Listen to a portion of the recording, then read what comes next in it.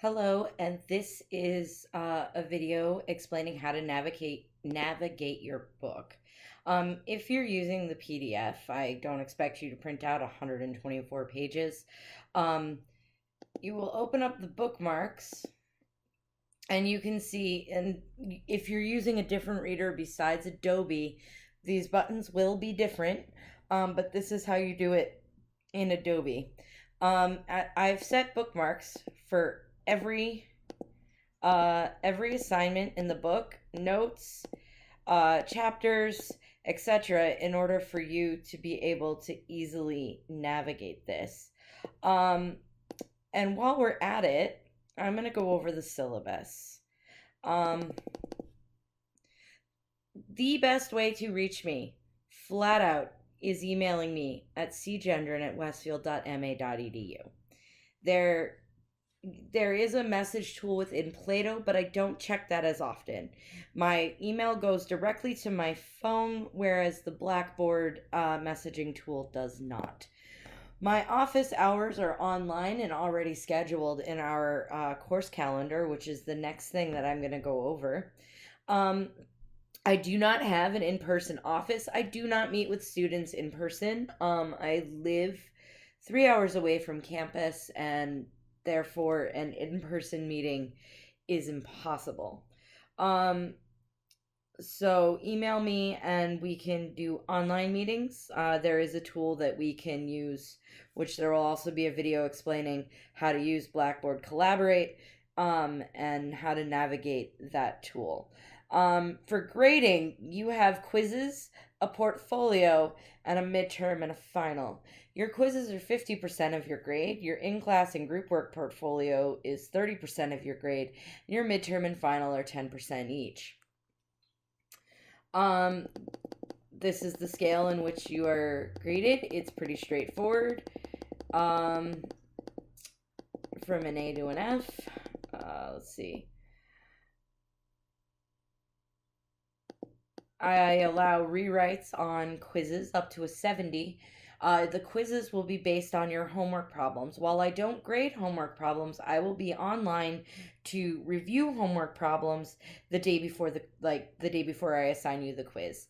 The next day that quiz is due. If you have questions about how this class is set up in regards to when things are due, check the calendar, which is in the Start Here section. You must follow a file submission guideline, which I will also cover. This is at the end of the semester. I'm actually going to be collecting it the entire time. There will be assignment drop boxes. No, that will be explained in the Getting Started video. So time. You're expected to do about 20 to 25 hours of class time a week.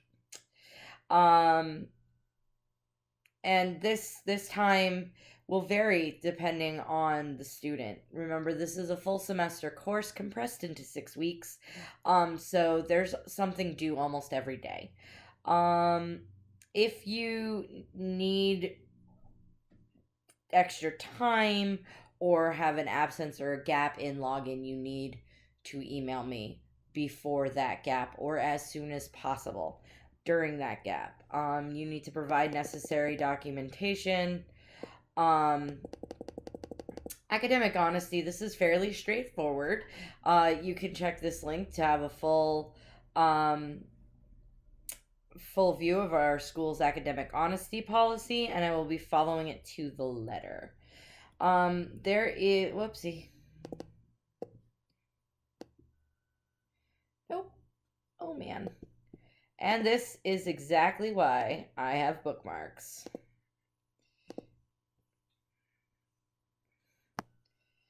All right. So there is no formal text for this class. Well, there is. You're looking at it. It's the PDF that I've written for you. You do not have to pay for this book.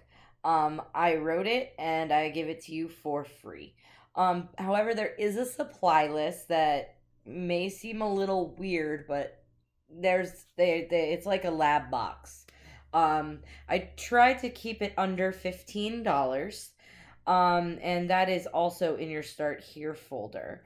This is stuff the college makes me put in. The exams are midterm and a final. These dates are in your calendar. These are obviously take home exams because you're online. There is no browser like lockdown or anything that I do. I take you at your word. And actually, I allow you to work with other students on this exam, on both of these exams. They're extensive, they're large, and they're to be viewed as very large problem sets.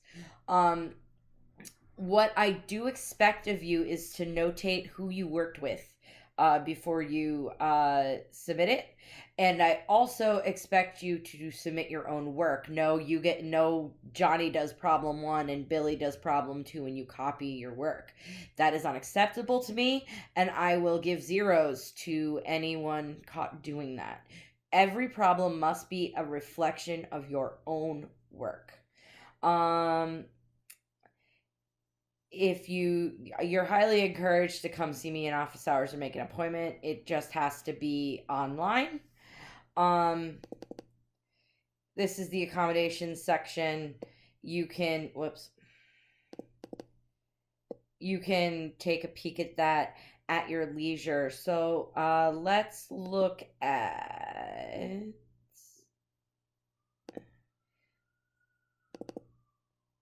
the list of supplies.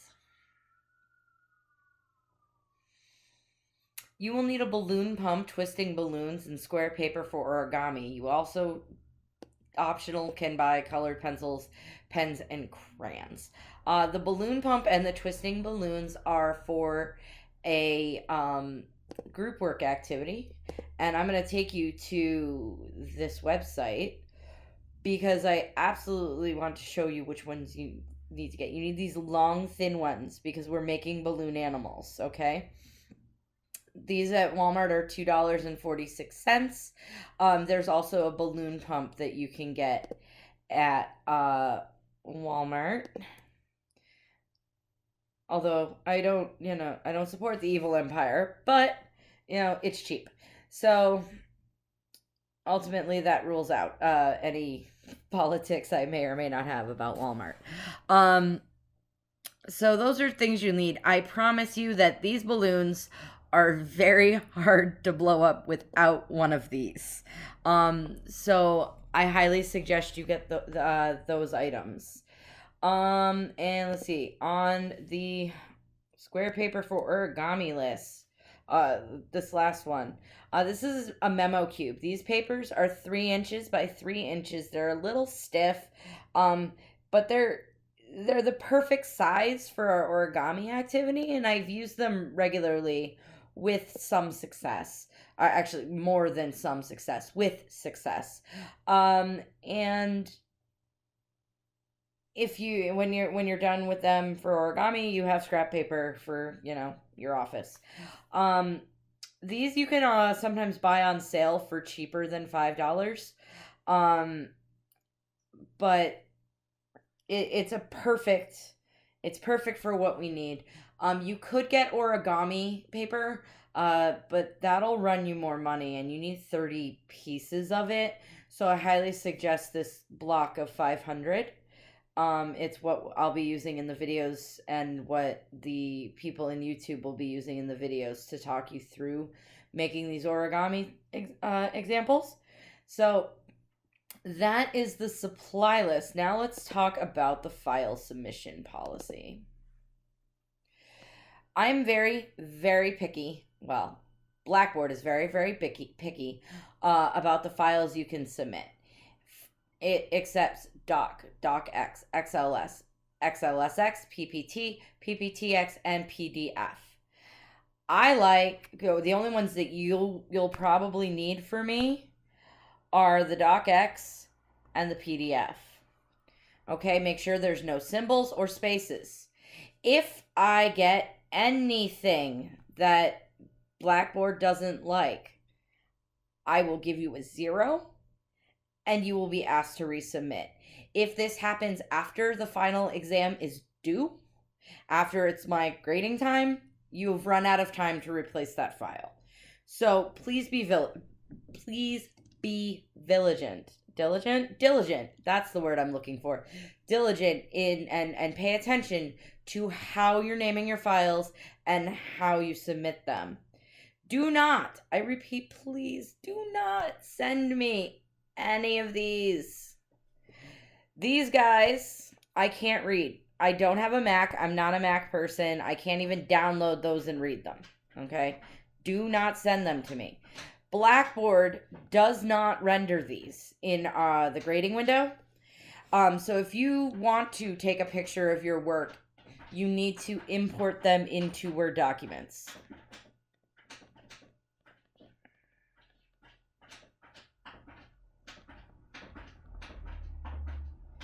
Okay? I hope that's clear. I have to be a stickler. I absolutely have to be a stickler for this in order to make my grading process faster so that you can have feedback. Because I write right on screen, I grade right on screen. I'm actually using a tablet to record this video. I'm using a Surface tablet, and I'm using the comment feature in Adobe. This is one way that you can just not even print any pages out for this class, which is pretty cool. So that's what I'm referring to in, what did I do? It's what I'm referring to here. A PDF with handwritten comments. Most tablets have Adobe PDF Reader or similar PDF readers for free in their respective marketplaces or app stores, and it's possible to use a stylus to handwrite directly on the PDF of your book. I'm modeling this technique now, actually. With my tablet, I don't have to press the comment button. Now, of course, I've customized some icons up here for ease of access for me, but usually you go to Tools, not fill and sign, Tools, Comment, and then it'll give you this toolbar where you can write right on screen with a stylus, whether it be an iPad, a Windows tablet, a Droid tablet, what have you, as long as you have Adobe Reader, and the free version even allows that. I have Pro because I'm fortunate enough to have it. Westfield State pays for it for me. But this feature is also available in the free version, and it even works on cell phones. So you should be good. Let's see. What else? What else? Anything that you submit to me must be clear and readable. If I can't read it, if it's not clear, it's getting sent back to you. Upright and in order always. I cannot flip my screen. If I have to flip my screen, I'm sending it back to you. It has to be 8.5 by 11 portrait, not landscape. I'm stringent. I can't stress this enough. I hope that this provides a good overview for the course. Actually, let's go over one more thing. Tape calendars. I want to show you this calendar. So, class begins. I'm online. That's May 22nd. If you are watching this in the future, beyond spring of summer 1 of 2017, these dates are going to be different. Primarily, I'm just trying to show you what's due when and how I've broken this down. GW means group work, so each page that these are on will be in the assignment, and I will show you that in the Getting Started video. So these are all the due dates. These are not the release dates, but you can see when I will be online. I will be online this day. That's the only time I'm on this that week. Okay. I will be online again this week. I just don't know when. I will figure that out. Um, and then I will be online at this time. This day, a quiz one will be released, and then it is due the following day. Um, and that pattern follows through. I will be online, online, online. So you know exactly when I will be around, so you can ask me questions. It is not consistent. It's not like a regular schedule. Because it follows the content. Um, but I tried my best to plan this out for you so you can make plans in advance. Everything is due. Final exam and portfolio needs to be completed by 7/3 at 11:59 p.m. Everything is due at 11:59 p.m.